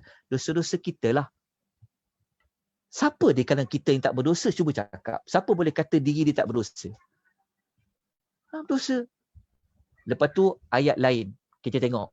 Kalau apa akan terjadi kalau Allah hukum manusia ni dekat dunia je dengan semua dosa yang kita buat, apa akan jadi kat kita? Allah bagi tahu dalam surah An-Nahl ayat 61. Ini semua ayat Quran, bukan dari saya. Allah Ta'ala kata apa? Allah Ta'ala kata kalaulah Allah nak menyeksa manusia disebabkan kezaliman mereka, zalim dosa-dosa mereka ni, tentulah dia tidak akan biarkan semua pun dekat dunia ni ada makhluk yang hidup. Kita faham tak ayat ni? Allah beri kita musibah ni sikit je disebabkan dosa kita buat. Tapi kalau Allah Ta'ala ni tidak maha pengampun, habis kita. Kalau kita buat 100 dosa, 100 tu juga Allah balas dekat dunia. Tak hidup dah kita ni. Tak ada makhluk yang hidup kat muka bumi Allah Ta'ala ni. Sebab tu kalau kita baca suratul Rum ayat 41, Allah mengampunkan dosa-dosa kita. Kita tengok dalam satu lagi ayat. Satu lagi ayat. Sekejap. Okey, kejap. Kita tengok ayat ni. Suratul Nahli jugalah. Suratul Nahli juga. Ayat ni. Kejap ayat ni. Ni ayat surah Asy-Syura 30 ni Allah bagi tahu. Allah mengampunkan sebahagian dosa kita. Cuba tengok baca ayat ni. Allah kata wa ma asabakum min musibatin fabima kasabat aydikum wa ya'fu an katsir. Tuhan kata apa jua musibah yang timpa pada kamu ia adalah sebab-sebab apa dilakukan oleh tangan-tangan kamu. Allah Taala kata dalam pada itu Allah mengampunkan sebahagian besar dari dosa-dosa kamu. Tuan-tuan, Allah Taala ni Maha Pengampun. Kalau Allah Ta'ala ni tak maha pengampun, rasanya saya pun dah tak hidup kat muka bumi Allah Ta'ala ni sebab dosa banyak sangat. Kalau kita ni, kalau Allah nak balas dosa orang kita ni, Allah nak dosa makhluk ni rasanya tak ada dah manusia hidup. Tapi Allah mengampunkan.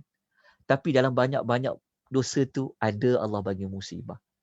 Tapi musibah tu bukan nyusahkan kita, bukanlah untuk suka-suka, tak.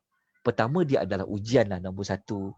Nombor dua, Allah nak bagi pahala kepada kita kalau kita sabar. Lepas tu dapat hapus dosa. Kalau dosa kita dah dihapuskan lah. Contoh. Kalau sepanjang dekat 2 tahun dah kita ni kena ujian musibah COVID-19 kan. Kita kata kita dah tak berdosa dah apa-apa. Tapi kalau kita dah tak ada dosa, Allah Ta'ala angkat darjat kita.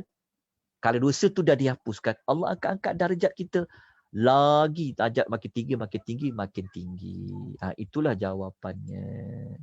Tapi kalau dia dalam bentuk azab, seperti mana kaum-kaum terdahulu itulah. Macam kaum-kaum terdahulu tu, kita tahu dia azab macam kaum Ad, kaum Samud, dan mereka memang dah tak hidup dah.